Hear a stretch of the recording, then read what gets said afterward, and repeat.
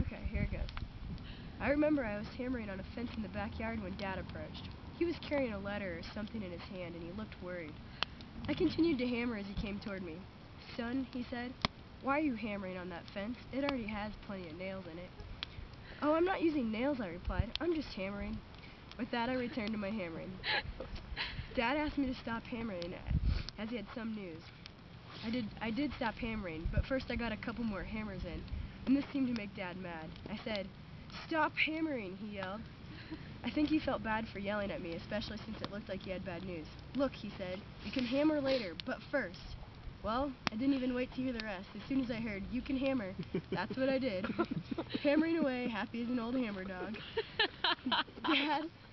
Dad started to physically stop me from hammering by inserting a small log of some sort between my hammer and the fence. But I just kept on hammering, because that's the way I am when I get that hammer going. Then he just grabbed my arm and made me stop. "I'm afraid I have some news for you," he said. I swear, what I did next was not hammering. I was just letting the hammer swing lazily at arm's length, and maybe it tapped the fence once or twice, but that's all.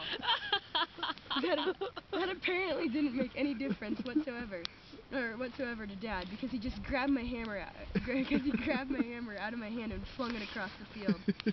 And when I saw my hammer flying helplessly through the air like that, I just couldn't take it. I burst out crying, and I admit it, and I ran to the house as fast as my legs could take me.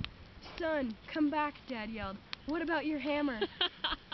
But I could not have cared less about hammering at that point. I ran into the house and flung myself onto the bed, pounding the bed with my fist. I pounded and pounded until finally behind me I heard a voice. "As long as you're pounding, why not use this?" I turned and it was Dad holding a brand new solid gold hammer. I quickly wiped the tears from my eyes and ran to Dad's outstretched arms. But suddenly he jumped out of the way, and I went sailing through the second-story window behind him. This is the best.